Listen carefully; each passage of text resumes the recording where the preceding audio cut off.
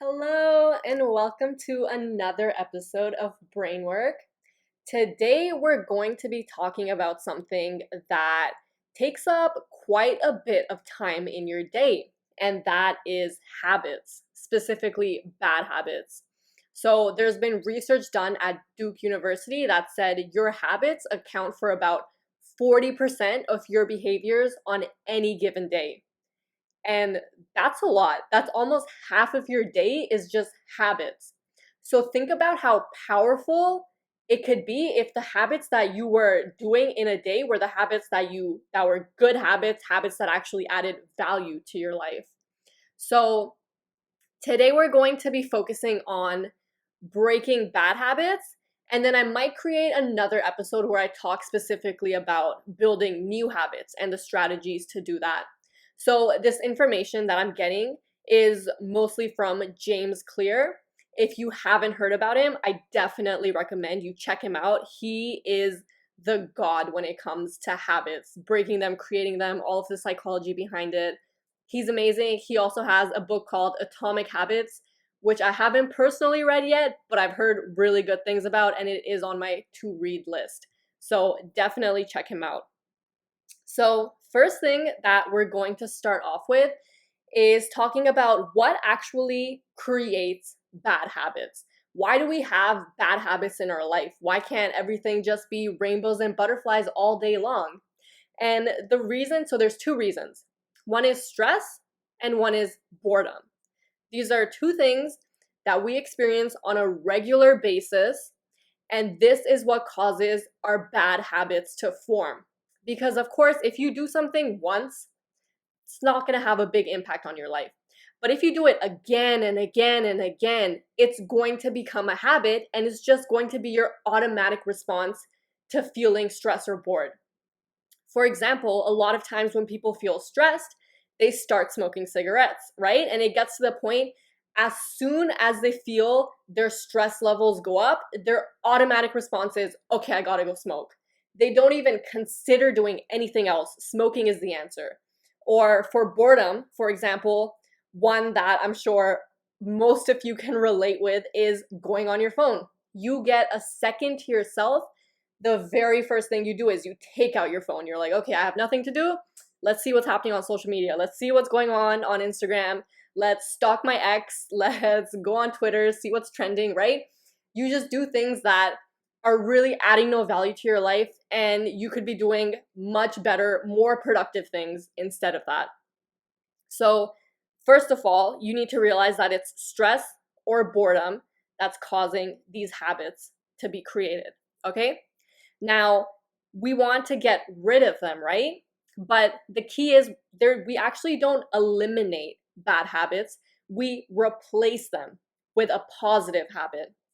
And the reason for that is because these bad habits create some sort of positive value. They do create some positive value in our life, but usually it's short term.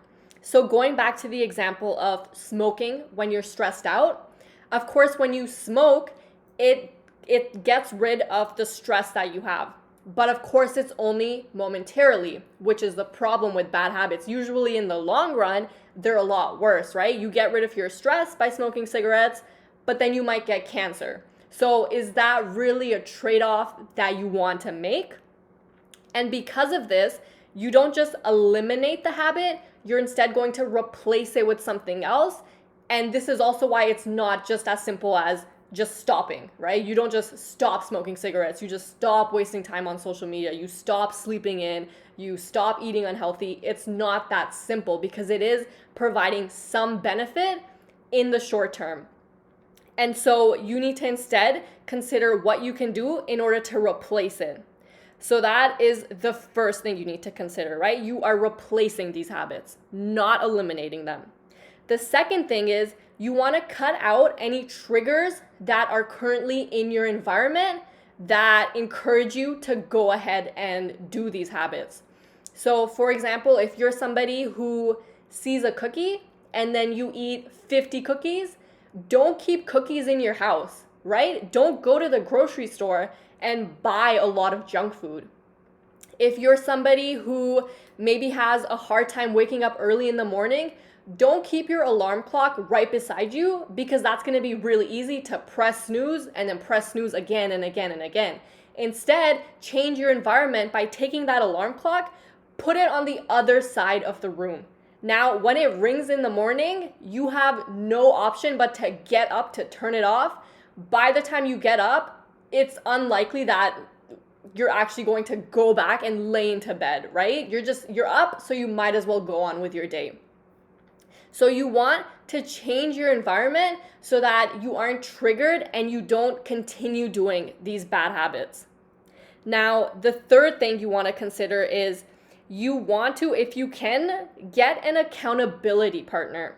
So a lot of times you might decide to break a bad habit and you're doing it in secret because you don't want anybody to see you fail, right? You've decided to go on a diet, you're going to lose weight, but you don't tell anybody. You decide you're going to stop smoking cigarettes, you don't tell anybody. But by having an accountability partner, and especially if it's somebody who's also trying to break the same bad habit that you are, you both can motivate each other, you can encourage each other, you can celebrate the victories, you both can do your research and learn about how you can possibly break this habit and replace it with a new one, and you can work together as a team because, of course, two heads are better than one, right? So try to find somebody who can help you out in that regard. And even if they aren't breaking the same habit, at least find somebody who knows that you're working on this.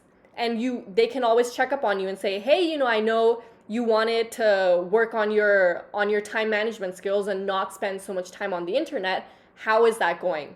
Just having somebody that you report to is going to encourage you to continue to work on improving that bad habit and limiting it in your life. Now, the fourth thing that you can work on is visualization. And if you haven't heard of visualization, all it is those daydreams that you have in your head, or the things that you're thinking of right before you go to sleep, the little images in your head, that's basically visualization. And a lot of times there are people who will visualize everything that could possibly go wrong, right? If they're having a presentation, they're thinking about all the ways they could mess up, everything they could forget. Maybe they have an interview and they're thinking about getting rejected, all the ways it could go wrong.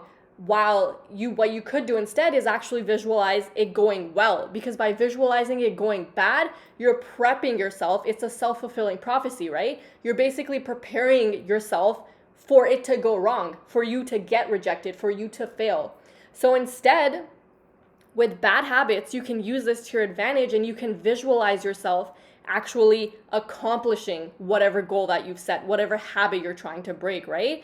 If you are trying to break the habit of eating a lot of junk food and not going to the gym, instead visualize yourself as being the healthy version of yourself. Visualize yourself eating healthy, waking up early and going to the gym, right? Put these images in your mind and it's going to create an energetic shift, and it's going to be much easier for you to get closer to your goal.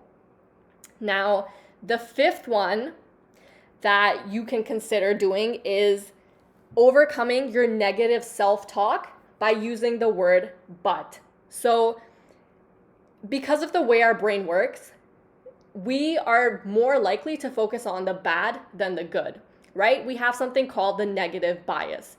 And because of this, it's really easy for us to be like, you know what, I suck.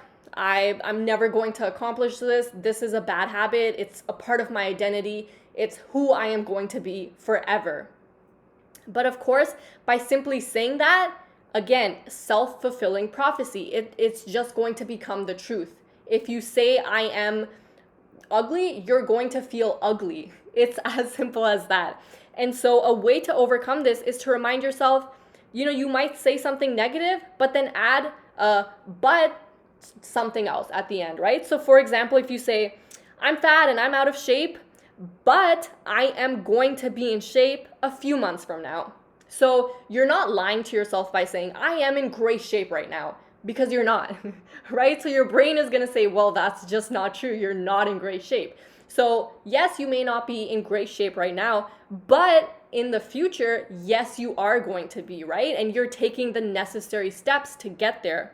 Another example is you might say, oh, I'm stupid, nobody loves me, but I'm working on my growth and I'm becoming more self-actualized every single day, right? So again, it's something that is true. You're not lying to yourself, and you're replacing the negative self-talk with something that's actually going to add value, that's actually going to motivate you and encourage you to break that bad habit.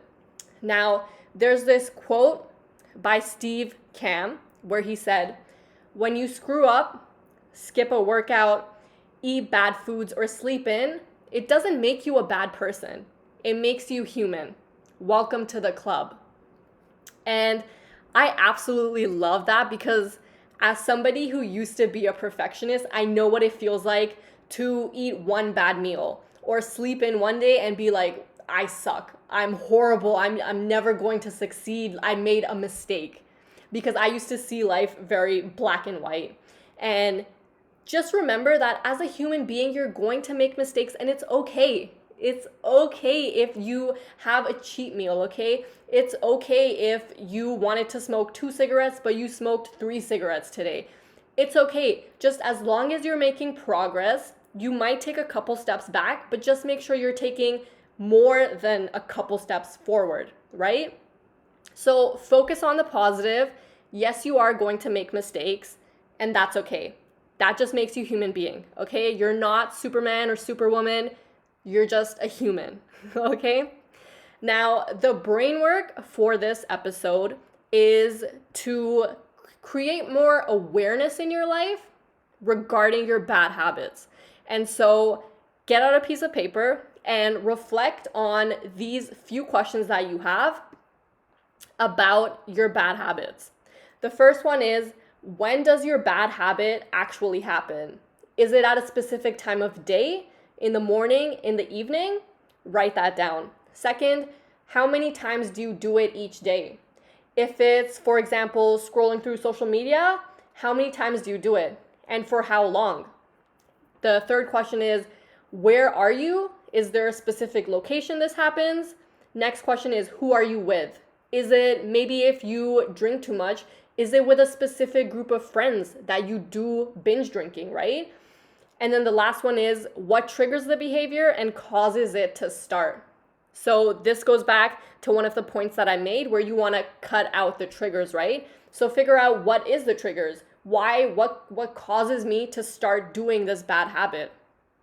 And just by doing this exercise of reflecting and becoming more aware of what's causing these bad habits, and when is it happening, why is it happening, having that awareness will then allow you to brainstorm and come up with possible solutions for it.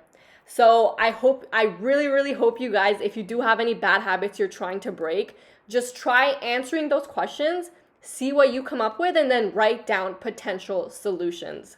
So that's all I have for you for this week's episode. If you enjoyed it, make sure you share it with somebody that you love. And as always, I appreciate you, and I will catch you next time.